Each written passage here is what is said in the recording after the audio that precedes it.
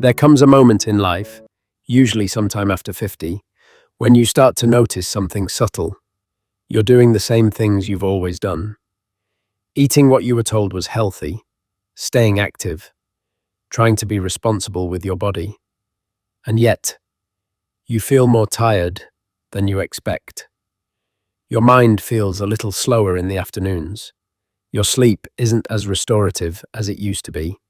It's easy to assume this is just what aging looks like.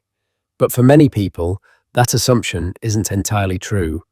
What's really happening is quieter than that. The body hasn't broken down. It has changed its needs.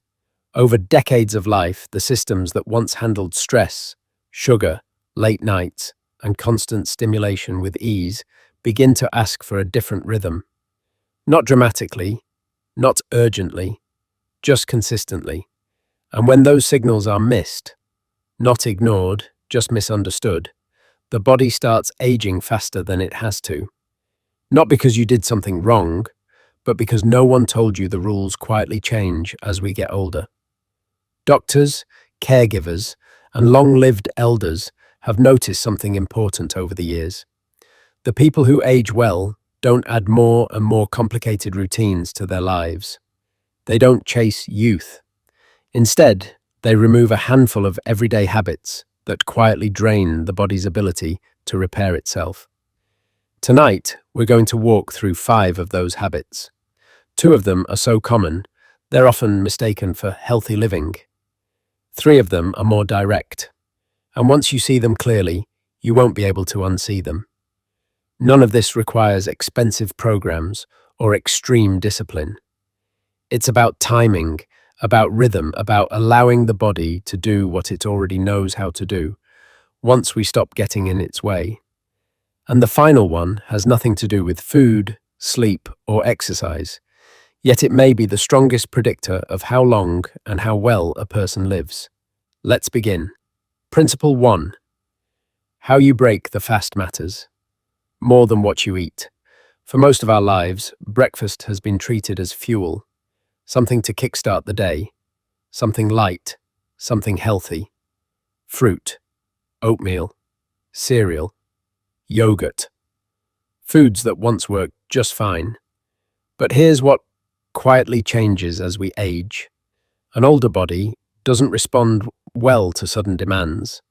And when the first thing it encounters in the morning is a rush of sugar, even natural sugar, it's forced into emergency mode before the day has even begun. Blood sugar rises quickly, insulin surges to bring it back down. Inflammation follows. When you're younger, the body absorbs that swing and moves on. But over time, that flexibility fades. What's left is a pattern many people recognize but rarely connect to breakfast. A brief burst of energy, a mid-morning crash, afternoon brain fog, stubborn weight around the middle. These aren't signs of laziness or failure. They're signs of a system being pushed too hard, too early. The people who age best tend to do something surprisingly simple.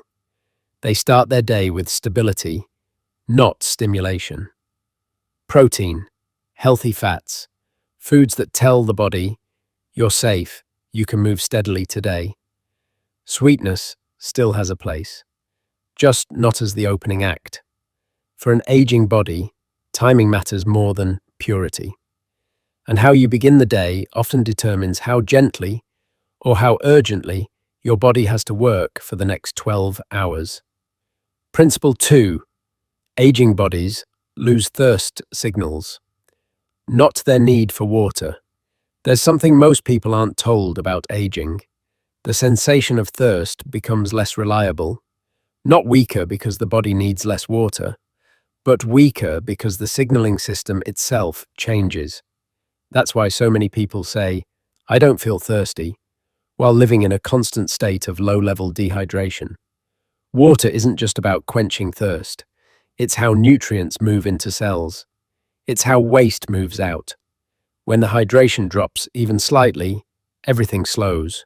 Joints stiffen, skin loses elasticity, thinking becomes cloudy, energy fades. And because the change happens gradually, It's often mistaken for just getting older. The people who remain sharp and mobile into their later years don't wait to feel thirsty. They treat hydration as maintenance, not a reaction. Small, steady intake throughout the day, water that actually reaches the cells. It's one of the simplest acts of self-care there is, and one of the most overlooked. Principle 3. Chronic stress is the fastest aging accelerator. Some stress is unavoidable, even useful, but chronic stress, the kind that hums quietly in the background of daily life, is different. Worry about finances, constant news, unresolved tension, a nervous system that never fully stands down. This keeps the body in a permanent state of emergency. Cortisol stays elevated, repair shuts down, sleep becomes shallow, memory weakens. The body is brilliant, but it has limits.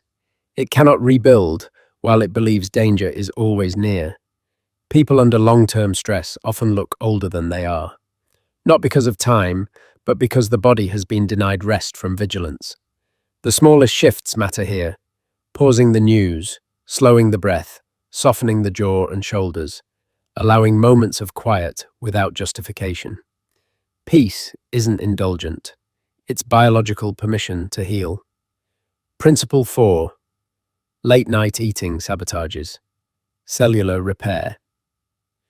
Nighttime isn't just for sleep. It's when the body cleans house. Damaged cells are broken down. Inflammation is reduced. Hormones that repair tissue are released. But this only happens when digestion is finished. Eating late forces the body to choose, and digestion always wins. When food arrives too close to bedtime, insulin stays elevated, deep sleep is disrupted, cellular cleanup never fully begins. Over time, this creates exhaustion that sleep alone can't fix. Many people don't need better sleep. They need better timing. Finishing meals earlier, even without changing what you eat, often restores energy, clarity, and weight stability. Sometimes the most healing thing you can do at night is stop. Principle 5.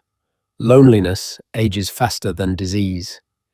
This may be the most difficult truth, and the most important. Human connection isn't emotional decoration, it's biological regulation.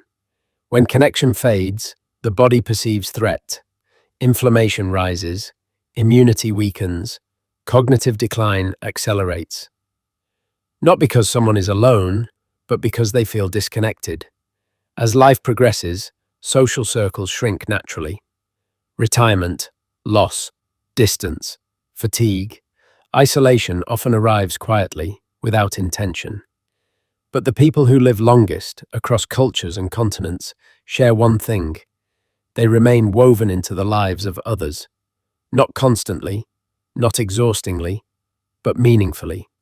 One conversation, one shared purpose, one place where they are expected and known. Connection tells the nervous system it's safe to remain alive, fully alive, and that signal matters more than we ever realized. If there's one thing worth remembering, it's this. A long and vibrant life isn't built by adding more rules, more routines, or more pressure. It's built by removing the things that quietly wear us down. Most people aren't careless with their health.